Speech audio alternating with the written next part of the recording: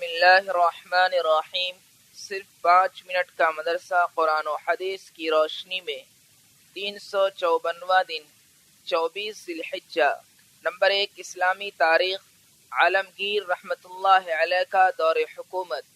اورنگزیب عالمگیر رحمۃ اللہ علیہ خاندان تیموریہ کے سب سے زیادہ عقلمند، بہادر، منصف مزاج، حکومت و ملکی انتظام کی بھرپور صلاحیت رکھتے تھے۔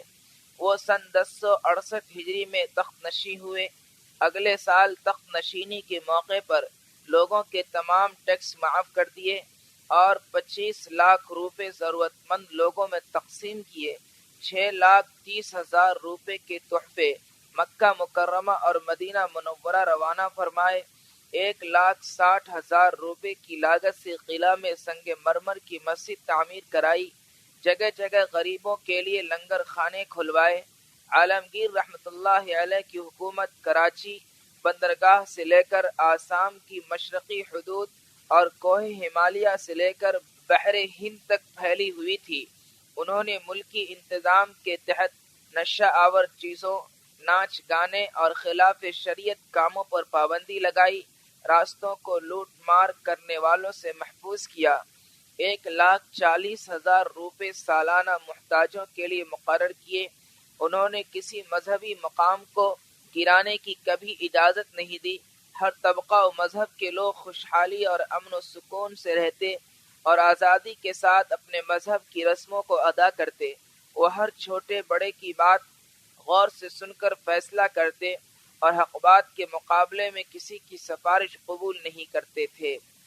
نمبر 2، حضور صلی اللہ علیہ وسلم کا معجزہ، فرشتوں کی مدد۔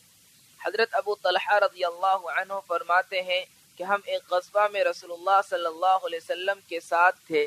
جب کفار سے مٹ بھیڑ ہوئی تو میں نے رسول اللہ صلی اللہ علیہ وسلم کو یہ دعا کرتے ہوئے سنا، یا مالک یوم الدین ایاک نعبد و ایاک نستعین۔ تو اس کے بعد دیکھا کہ فرشتوں نے کفار کو آگے پیچھے سے مارنا شروع کیا اور ایک ایک کر کے بہت سے کفار زمین پر گر پڑے۔ نمبر 3، ایک فرض کے بارے میں، وارثین کے درمیان وراثت تقسیم کرنا۔ رسول اللہ صلی اللہ علیہ وسلم نے فرمایا، مال وراثت کو کتاب اللہ کے مطابق حق والوں کے درمیان تقسیم کرو۔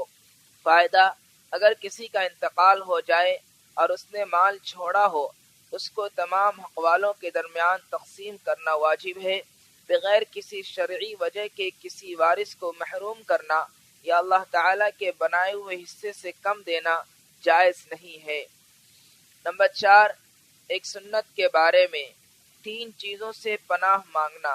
رسول اللہ صلی اللہ علیہ وسلم اکثر یہ دعا کیا کرتے تھے، اللہم انی اعوذ بک من الشقاق والنفاق وسوء الاخلاق۔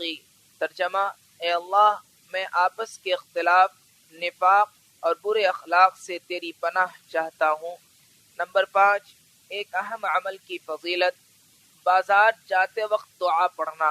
رسول اللہ صلی اللہ علیہ وسلم نے فرمایا، جو شخص بازار میں داخل ہوتے وقت یہ پڑھے، لا الہ الا اللہ وحدہ لا شریک لہ، لہ الملک ولہ الحمد یحیی ویمیت وهو حی لا يموت بیدہ الخیر وهو علی کل شیء قدیر، اللہ تعالیٰ اس کے لیے 1,00,000 نیکیاں لکھ دیتے ہیں اور 1,00,000 گناہ ختم کر دیتے ہیں اور 1,00,000 درجات بلند فرماتے ہیں۔ نمبر 6، ایک گناہ کے بارے میں، کسی پر تہمت لگانا گناہ عظیم ہے۔ قرآن میں اللہ تعالیٰ فرماتا ہے، جو شخص کوئی چھوٹا یا بڑا گناہ کرے پھر اس کی تہمت کسی بے گناہ پر لگا دے تو اس نے بہت بڑا بہتان اور کھلے گناہ کا بوجھ اپنے اوپر لاد لیا۔ نمبر 7، دنیا کے بارے میں، جو کچھ خرچ کرنا ہے دنیا ہی میں کر لو۔ قرآن میں اللہ تعالیٰ فرماتا ہے، ہم نے تم کو جو کچھ دیا ہے اس میں سے خرچ کرو، اس سے پہلے کہ تم میں سے کسی کو موت آ جائے اور پھر موت کو دیکھ کر کہنے لگے، اے میرے رب، تو نے مجھ کو اور تھوڑے دنوں کی مہلت کیوں نہ دی تاکہ خوب خرچ کر کے نیک لوگوں میں شامل ہو جاتا۔ نمبر 8، آخرت کے بارے میں، حضرت میکائیل کی حالت۔ آپ صلی اللہ علیہ وسلم نے حضرت جبرائیل علیہ السلام سے دریافت فرمایا کیا بات ہے؟ میں نے میکائیل کو ہنستے ہوئے نہیں دیکھا۔ عرض کیا جب سے دوزخ کی پیدائش ہوئی ہے میکائیل نہیں ہنسے۔ نمبر 9، قرآن سے علاج، موسمی پھلوں کے فوائد۔ قرآن میں اللہ تعالیٰ فرماتا ہے کُلُوا مِن ثَمَرِهِ اِذَا أَثْمَرَ، ترجمہ جب وہ درخت پھل لے آئیں تو انہیں کھاؤ۔ فائدہ، موسمی پھلوں کا استعمال صحت کے لیے بے حد مفید ہے اور بہت سی بیماریوں سے حفاظت کا ذریعہ ہے، لہذا اگر گنجائش ہو تو ضرور استعمال کرنا چاہیے۔ نمبر 10، نبی صلی اللہ علیہ وسلم کی نصیحت۔ حضرت ابو ذر رضی اللہ عنہ بیان کرتے ہیں کہ مجھے رسول اللہ صلی اللہ علیہ وسلم نے 7 چیزوں کی نصیحت فرمائی۔ نمبر 1، غریب اور مسکین کے قریب رہنا اور ان سے محبت کرنا۔ نمبر 2، مال و دولت میں اپنے سے کمتر کی طرف دیکھنا نہ کہ اپنے سے زیادہ مالدار کی طرف۔ نمبر 3، صلہ رحمی کرنا اگرچہ وہ منہ موڑے۔ نمبر 4، کسی سے کسی چیز کا سوال نہ کرنا۔ نمبر 5، حق بات کہنا اگرچہ سامنے والوں کو کڑوی معلوم ہو۔ نمبر 6، اللہ تعالیٰ کے معاملے میں کسی کی پرواہ نہ کرنا۔